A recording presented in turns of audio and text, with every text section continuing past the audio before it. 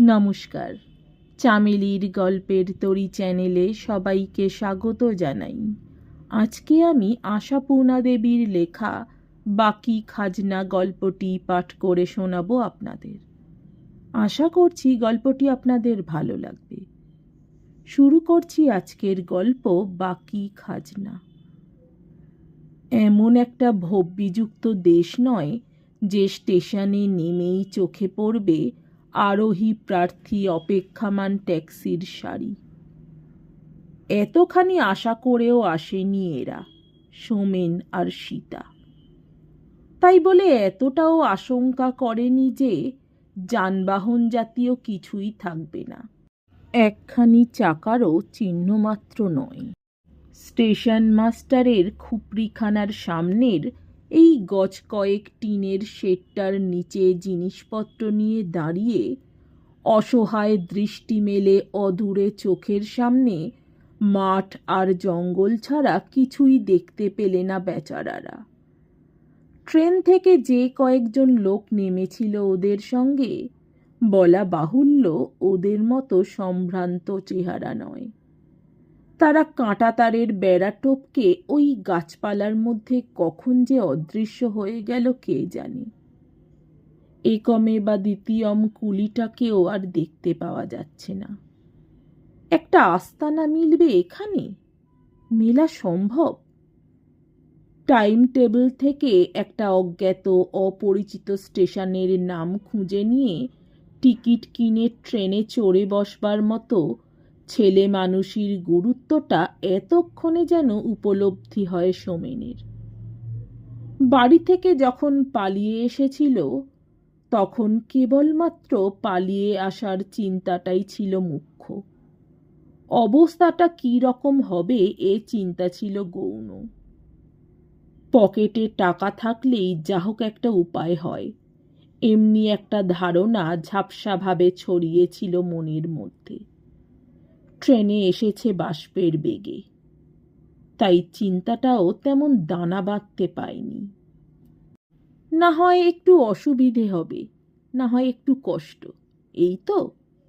কিন্তু কষ্ট আর অসুবিধের ভয়ে কাতর হবার মতো বিলাসিতা এখন কি আর মানায় ওদের?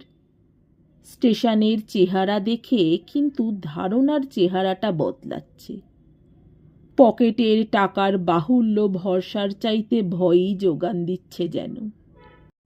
আশা তো গেল, আস্তানা জোটানো সম্ভব হবে বলে মনে হচ্ছে না। এক্ষেত্রে সীতাকেই সাহস দেখাতে হয়, তাই সহজ গলায় বলবার চেষ্টা করে।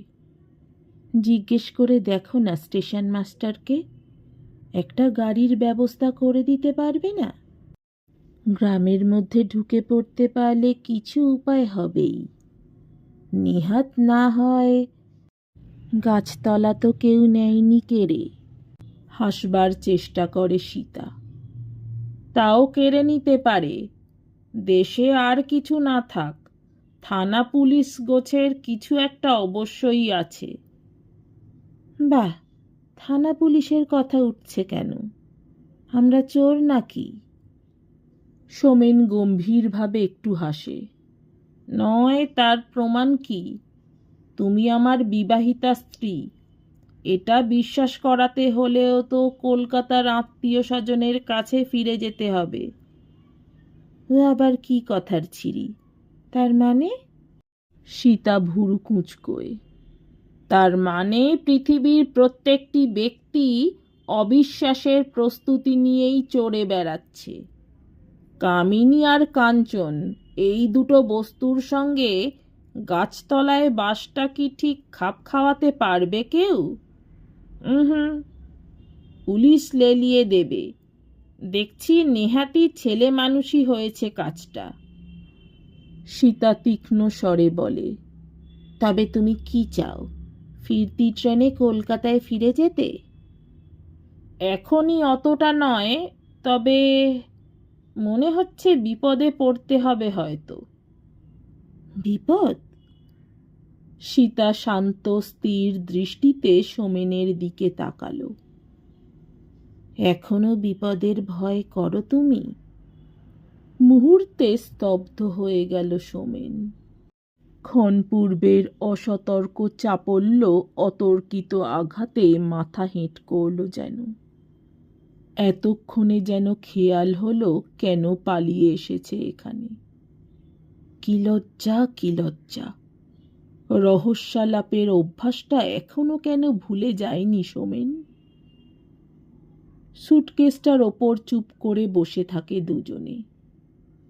মনে হচ্ছে এমনি করেই বুঝি বসে থাকবে যুগান্তর ধরে। বুকে চাপানো আছে অনন্তকালের পাষাণ ভার, চোখের দৃষ্টিতে অনন্তকালের নিরুপায় প্রশ্ন। কোথায় গেল? কেন গেল? না, ওদের আর হাসবার অধিকার নেই। অধিকার নেই হালকা রহস্যালাপের। আনন্দের জগৎ থেকে নির্বাসন হয়েছে ওদের। চিরদিনের প্রাণ প্রাচুর্যে চঞ্চল মুখর স্বভাব অসতর্ক মুহূর্তের পরেই তাই এমনি চাবুক খেয়ে স্তব্ধ হয়ে গেল। শ্যামলী নেই, ওরা রইল। এ অপরাধের কি শেষ আছে? একমাত্র সন্তান শ্যামলী, 17টি বছরের শরৎ বসন্তে গড়া ফুটন্ত ফুল। সে ফুল কি অদ্ভুতভাবে ঝলসে শুকিয়ে গেল। পেন্সিলের ছুরিতে হাত কেটে কেউ কখনো মারা যায়? কাউকে মারা যেতে শুনেছে কেউ? কোথায় ছিল এত বিষ যে শিরায় শিরায় সঞ্চারিত হয়ে নীলে নীল করে দিল তাজা রক্তের স্রোত, স্তব্ধ করে দিল তার গতি? কিন্তু সীতা কি সত্যি বুঝতে পেরেছে শ্যামলী মারা গেছে? এই সমস্ত বই খাতা পেন্সিল কলম পড়ে থাকবে শ্যামলীর, সেই ছুরিটাও থাকবে অবিকৃত। শুধু শ্যামলীরই চিহ্ন মাত্র থাকবে না, এই বিরাট পৃথিবীর কোনো একটু কোণেও নয়। আকাশে নয়, মাটিতে নয়, জলে নয়, নিমেষের জন্য একটু ছায়াও পড়বে না কোথাও। অসংখ্য শাড়ি ব্লাউজ আর অজস্র উপকরণে ঠাসা প্রকাণ্ড আলমারিটার দুখানা কপাটি হাট করে খুলে ধরে সীতা যখন বোকার মতো তাকিয়ে থাকে এক এক সময়, ও কি বুঝতে পারে এগুলো কোনো দিন পড়বে না শ্যামলী? খুলবে না স্নো আর সেন্টের শিশি? বোধহয় বুঝতে পারেনি। তাই সমস্ত আত্মীয় স্বজনকে অবাক করে দিয়ে অমন চুপচাপ ছিল এতদিন। নাকি তারাই বুঝতে দেয়নি? আচ্ছন্ন করে রেখেছিল সীতার বুদ্ধিবৃত্তি অনুভূতিকে। শ্যামলী চলে যাবার 36 দিন পরে অজ্ঞান অপরিচিত এই অদ্ভুত পারিপার্শ্বিকতার মধ্যে পড়ন্ত বেলার চিতা সাজানো আকাশের দিকে তাকিয়ে তাকিয়ে এতদিনে কি নিশ্চিত হলো সীতা শ্যামলী সত্যিই মারা গেছে? কাঁদা উচিত ওর, নিঃশব্দ অশ্রুজল ফেলে নয়, তীব্র আর্তনাদ করে। চমকে উঠল সোমেন। সীতার কান্না! চিৎকার করে কাঁদছে সীতা। সে চিৎকার এত ধারালো, এত তীব্র। এই অদ্ভুত আর্তনাদ কোথায় লুকানো ছিল সীতার কণ্ঠের মধ্যে? হঠাৎ কি পাগল হয়ে গেল সীতা? কই, এতদিনে তো এমন করেনি একবারও। ওর এই কান্নার অভাবটাই কি কম পীড়া দিয়েছে হিতৈষী আত্মীয় বন্ধুদের? একমাত্র সন্তান হারিয়ে যে মেয়ে মানুষ চুপ করে বসে থাকে, অভ্যাগতদের অভ্যর্থনাও করতে ছাড়ে না, কুশল প্রশ্ন করে তাদের। শ্যামলীর কথা বাদে আর যত অবান্তর কথা আছে সংসারে, বেছে বেছে সেই কথাগুলোই কয়। আড়ালে তার সমালোচনায় পঞ্চমুখ হবে না এমন হৃদয়হীন পাষণ্ড তো আত্মীয়রা নয়। একটু অস্বস্তি সোমেনেরই কি না হয়েছে? কাঁদাই তো উচিত ছিল সীতার, সেইটাই সঙ্গত। 5 জনের মুখ চাপা দেওয়া যায় না। দুর্ঘটনার রাত্রে খবর পেয়ে যখন আত্মীয় আত্মীয়ার দল নিশ্চিন্ত নিদ্রার আরাম তুচ্ছ করে হুড়মুড় করে এসে পড়লেন ওদের বাড়িতে, আর সীতাকে জাপটে ধরে ওর চোখে মুখে জল আর মাথায় বাতাস দেবার জন্যে কাড়াকাড়ি লাগিয়ে দিলেন, তখন সুকৌশলে তাঁদের নিয়ে শ্যামলীর চুলগুলো নিয়ে আঁচড়াতে বসা সীতার পক্ষে বড্ড বেশি বেমানান হয়নি কি? মার হাতে ছাড়া কখনো কারোর হাতে চুল বাঁধতে ভালোবাসত না শ্যামলী, এটা না হয় সীতাই জানে। কিন্তু যাঁরা শ্যামলীকে সাজিয়ে পাঠিয়ে দেবেন বলে স্নো সেন্ট চিরুনি পাউডার হাতে করে বসে রইলেন, তাঁরা তো জানতেন না। ধন্যী শক্ত মেয়ে মানুষ, এ মন্তব্য তখন অস্ফুট থেকে স্ফুটতর যদি হয়েই থাকে, দোষ দেওয়া যায় না কাউকে। যাই হোক, সীতা তার কর্তব্য পালন না করুক, আর 5 জনে তাদের কর্তব্য পালন না করে ছাড়বেন কেন? তাই সীতা মূর্ছা না গেলেও তার চোখে মুখে জলের ঝাপটা দিয়ে দিয়ে সচেতন করে ছাড়লেন তাঁরা। অধৈর্য না হলেও বুকে জাপটে ধরে, অধৈর্য হয়েও না মা, সোমেনের মুখ চাও, পৃথিবীর নিয়মই এই, অধৈর্য হলে চলবে কেন মা, কি করবে, সবই কর্মফল, ইত্যাদি ভালো ভালো উপদেশ দিতে শুরু করলেন। অতঃপর সেই চলেছে 36 দিন ধরে কর্মফলের লীলা কীর্তন। শ্যামলীর এই অসঙ্গত মৃত্যুটা যে বিধাতার হৃদয়হীন নিষ্ঠুরতা নয়, ভগবানের অন্যায় অবিচার নয়, শয়তানের ক্রূর হিংসা নয়, দৈব নামক কুৎসিত খেয়ালি লোকটার জঘন্যতম খেয়াল নয়, কেবলমাত্র সীতার কর্মফল, এই কথাটি বুঝিয়ে ছাড়বার জন্যে দিনের পর দিন বেড়াতে আসছেন তাঁরা নিজেদের কাজের ক্ষতি করে, গাঁটের পয়সা খরচ করে গাড়ি ভাড়া দিয়েও আসছেন। ফেরার সময় সোমেনের গাড়ি পৌঁছে দেবে তাঁদেরকে, দেবে নাই বা কোন মুখে? তাঁরা এতটা ভদ্রতা করছেন, আর এটুকু পারবে না সোমেন? সংসারে যে এত আত্মীয়, এত হিতৈষী, এত সমব্যথী ছিল তাদের, এ কথা কি কোনোদিন জানতো এরা? যারা জীবনে কোনোদিন ছায়া মারায়নি, ওদের পায়ের ধুলো দেয়নি ওদের বাড়ি, বড়লোক বলে নাক কুঁচকেছে, তারাও ছুটে আসছে মনের গলদ কাটিয়ে। এদের সোনা রূপো আর ঝকঝকে গাড়ি বাড়ির জৌলুস আজ ম্লান করতে পারছে না তাদের।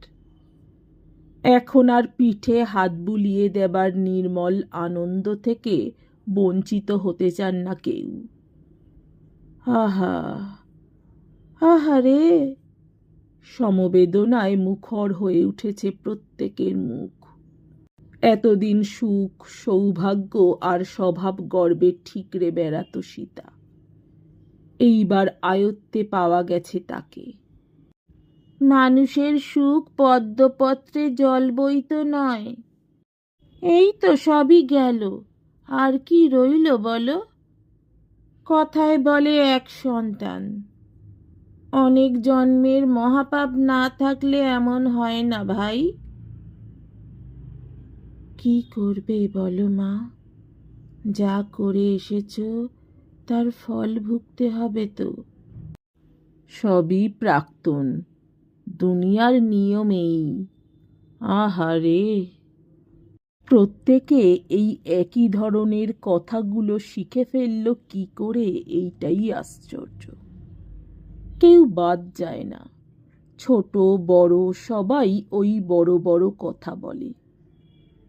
শুধুই কি আত্মীয়? ঘুঁটেওয়ালি, গয়লানি, ও বাড়ির রাঁধুনি, পাশের বাড়ির ঝি, সবাই আসছে সীতার পিঠে হাত বুলোতে, আসছে আহা করতে। শ্যামলী যেন খুলে নিয়ে গিয়েছে ওর আভিজাত্যের বর্মখানা। অবশ্যই ভালো ভেবেই আসছে তারা। একমাত্র সন্তানহারা জননীকে সান্ত্বনা দিতে আসবে না? সমাজ, গোষ্ঠী, মনুষ্যত্ব এসব শব্দ তবে আছে কেন? সীতা যদি ওদের মহানুভূতিতে বিগলিত না হতে পারে, কাঠের পুতুলের মতো বসে থাকে, না হয়তো অভ্যাগতদের চা জল খাবারের জোগাড় করতে বসে, সে কি তাঁদের দোষ? সীতার নির্জলা চোখের দিকে তাকিয়ে তাঁদের চোখের জল শুকিয়ে যেতে বাধ্য হয় অবশ্যই। তবে বাংলা ভাষায় অনেক ভালো ভালো বাক্য আছে, আছে অনেক সদুপদেশ বাণী, তাই রক্ষা। কাঁদাতে যদি নেহাতি না পারা যায় সীতাকে, সীতার পূর্বজন্মের দুষ্কৃতির বোঝা সম্বন্ধে অবহিত করানো তো যাবে, দেওয়া যাবে তত্ত্বজ্ঞান। এমনিতে সীতা আহার নিদ্রা ত্যাগ করবার সংকল্প করত কি না ঈশ্বর জানেন, কিন্তু না করে উপায় কি? ভোর থেকে রাত অবধি কেউ না কেউ তো উপস্থিত আছেনই সীতাকে একটু কিছু মুখে দেবার জন্যে অনুরোধ উপরোধ করতে। এক ফোঁটা শরবত নিয়ে কেউ যদি সাধাসাধি করতে থাকে, জানাতে থাকে করুণ মিনতি, এটুকু গলায় না ঢাললে শুকিয়ে নির্ঘাত মারা যাবে সীতা, বলে আক্ষেপ করতে থাকে, কোন মুখে আর তাদের সামনে ভাত ডাল খাবার বায়না ধরবে সীতা? কোন লজ্জায় বলবে একটু চায়ের অভাবে মাথার যন্ত্রণায় মাথা তুলতে পারছে না সে? নিদ্রার সময়ে আছেন জ্যাঠতুতো খুড়শাশুড়ি। দুঃসংবাদের বার্তা পেয়ে যিনি দেশ থেকে ছুটে এসেছেন একটি খ্যাপাটে ছেলে, দুটি আইবুড়ো মেয়ে, বিধবা বউ আর গুটি ৩-৪ নাতি নাতনিকে নিয়ে। একেবারে নিকট আত্মীয় বলেই ফেলে যেতে পারছেন না। সীতাকে কাছে নিয়ে শোবার ভার নিয়েছেন তিনি। অদ্ভুত অধ্যবসায় ভদ্রমহিলার, সে কথা স্বীকার করতেই হবে। ঘুমকে এমন কন্ট্রোল রাখা কম লোকের পক্ষেই সম্ভব। প্রায় সারা রাত ধরে তিনি বোঝাতে থাকেন সীতাকে ইহলোক পরলোক, জন্ম জন্মান্তর, লীলাময়ের লীলা আর ইচ্ছাময়ীর ইচ্ছার নিগূঢ় তত্ত্ব। সারা না পেলেই গায়ে হাত বুলিয়ে করুণ কণ্ঠে শুধান, বৌমা ঘুমিয়ে পড়লে নাকি মা? আমার সেই মামাতো ভাইঝির কথা বলছিলাম। 3 মাসের মধ্যে স্বামী গেল, বাপ গেল, জোয়ান জোয়ান 2 ছেলে গেল। ঘরণী গিন্নি মেয়েটা দুম করে বিধবা হলো। এখন আমার ভাইঝি একরকম ভিক্ষে করেই দিন কাটাচ্ছে। অথচ কি সুখ ঐশ্বর্যই ছিল। এইরকম ভালো ভালো অনেক উদাহরণ আছে তাঁর স্টকে। সুবিধে পেলেই আমদানি করেন। গায়ে হাত দেবার পরও যদি সাড়া না মেলে, ঠেলা দিলেও ঘুম না ভাঙে, নিতান্তই তখন হাই তুলতে হয় তাঁকে। ঘুমিয়ে পড়েছে, আহা ঘুমই ওষুধ, সর্বসন্তাপরিণী নিদ্রা। তা বৌমার মনটা খুব ভালো তাই, নইলে আমার কেষ্ট যেতে 6 মাস চোখে পাতায় এক করতে পারিনি, ঠায় বসে রাত কাটিয়েছি, বলে অবশেষে চোখে পাতায় এক করেন। এই সন্দেহ আবেষ্টন থেকে মাথা তুলে কি করে, কোন লজ্জার মাথা খেয়ে বলবে সীতা, সোমেনের কাছে না শুলে তার ঘুম আসে না, শ্যামলীকে হারিয়েও না। 19 বছরের অভ্যাস, এত বড় আছাড় খেয়েও গুঁড়ো হয়ে যায়নি। হিসেব করে দেখল সীতা। শ্যামলী যাবার পর সোমেনের সঙ্গে ওর প্রথম দেখা হয়েছে হাওড়া স্টেশনে। সত্যিকার দেখা। পালিয়ে যাবার পরিকল্পনা যে কিভাবে কখন করতে পেরেছিল, এলোমেলোভাবে গুছিয়ে নিয়েছিল সুটকেস দুটো, নিজেরই সেটা স্মরণ নেই ভালো করে। শুধু অনবরত মনের মধ্যে ধ্বনি উঠেছে, পালাতে হবে, পালাতে হবে, যেখানে হোক, যে কোনো চুলোয়। একটিবার সহজভাবে হাঁপ ছাড়তে পারবে, যেখানে যেখানে একটিবার শুধু পাশাপাশি বসতে পারবে দুজনে। নিবিড় সান্নিধ্যে সোমেনের কোলে একটু মাথা রাখতে পারবে সীতা। তাই কাউকে না জানিয়ে গভীর রাত্রের ট্রেনে পালিয়ে যাওয়ার পরিকল্পনা। জানতে পারলে কেউ দয়া করে সঙ্গ নিতে চাইবে কিনা কে বলতে পারে। স্টেশনে এসে হঠাৎ খিলখিল করে হেসে উঠেছিল সীতা। অস্বাভাবিকভাবেই হেসে উঠে বলেছিল, খুব ঠকিয়ে আসা হলো সবাইকে, কি বলো? ঠকিয়ে? অবাক হয়েছিল সোমেন। তা নয় তো কি। সকালবেলা এসে সকলে দেখবে পাখি পলাতক, কি মজা। খুড়িমাকে শুদ্ধ না জানিয়ে আসাটা কেমন হলো কে জানে। সোমেন বলেছিল এ কথা। এতটা অ্যাডভেঞ্চার বোধহয় তার ঠিক ধাতস্থ হচ্ছিল না। যা হলো তা হলো। বাবা, বাঁচা গেছে। কর্মফলের হাত থেকে নিষ্কৃতি পাওয়া গেল তো তবু। ট্রেনে চড়েও সারা পথ নানান ছেলে মানুষই করল সীতা। ডালমুট কিনে খেলো কোনো একটা স্টেশনে, খেলো মাটির ভাঁড়ের অখাদ্য চা। সোমেন কি ক্ষুব্ধ হয়েছিল তাতে? না। ক্ষতির পরিমাণ যতই প্রবল হোক, যত তীব্র হোক বেদনা, পুরুষ চায় তাকে চাপা দিতে, চায় বিস্তত হতে। বরং ক্ষতিকে সহ্য করে নিতে পারে, সহ্য করতে পারে শোককে। আর পুরুষের কাছে ভারাক্রান্ত নারী হৃদয়ের চাইতে ভয়াবহ বস্তু আর কি আছে। তাই ভেবেছিল বোধহয় সামলাতে পেরেছে সীতা। ভাবতে পারেনি আচমকা এমনি বুক ফাটা আর্তনাদে বিদীর্ণ হয়ে যাবে, হারিয়ে ফেলবে নিজেকে। থামাবার চেষ্টা বৃথা হলো, আরও বেড়ে যাচ্ছে তাতে। উথলে উঠছে উত্তাল সমুদ্র। 36 দিন পরে সত্যি করে অনুভব করল সোমেন, শ্যামলী মারা গেছে। কিন্তু এ কি? কোথায় ছিল এত লোক? এই জনবিরল প্রান্তরের মাঝখানে মুহূর্তের মধ্যে কি করে জমে উঠল জনতা? মাটি ফুঁড়ে উঠল নাকি? কুলি কামিন, ঝাড়ুদার, স্টেশন মাস্টার, ফায়ারম্যান, সিগন্যালার, কে নয়? আশ্চর্য। কিন্তু এতগুলো কৌতূহলী দৃষ্টির সামনে কি করে বরদাস্ত করবে সোমেন নিজের কোলের উপর সীতার এলো চুল ছড়ানো মাথাটাকে?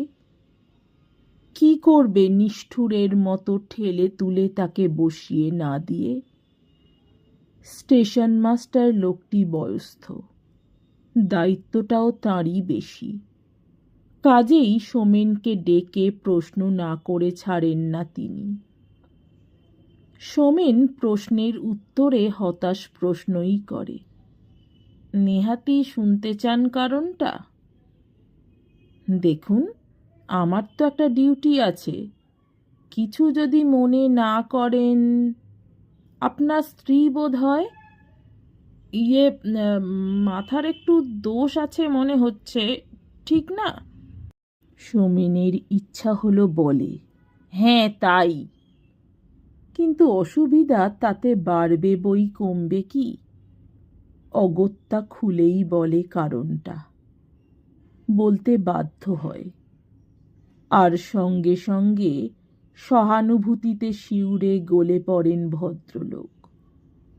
হ্যাঁ, বলেন কি? ইস, আর মা লক্ষ্মীকে এইভাবে! উফ, এখানে উঠবেন কোথায়? কিছুই স্থির করে আসিনি, হঠাৎ খেয়ালের বশে। বিলক্ষণ, তা তো হবেই। বলেন কি, একমাত্র সন্তান? এতে যে পাগল হয়ে যায় মানুষ। তা বেশ, চলুন এই গরিবের বাসায় চলুন, তারপর একটা ব্যবস্থা আমি করে দেব। চলুন চলুন। সোমেন বিব্রতভাবে বলে, আবার আপনার বাসাটায় উঠে ব্যস্ত করা। কাইন্ডলি যদি তাড়াতাড়ি একটু অন্য কোনো ব্যবস্থা, মানে টাকা কড়ির জন্যে আটকাবে না।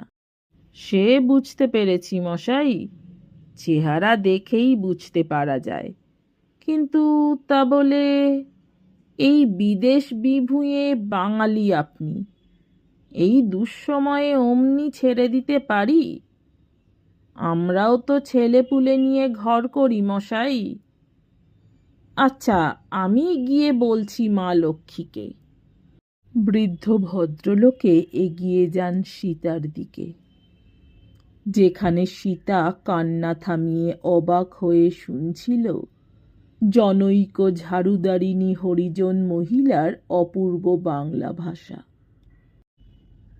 সংসার মে হরদম ওহি তো এক ঘটনা হচ্ছে দিদি, আসছে ফিন যাচ্ছে, ভাগমনি को कुछ दोष ना আছে, ये तो तुमको करम फल, ওহি জনম মে তুম।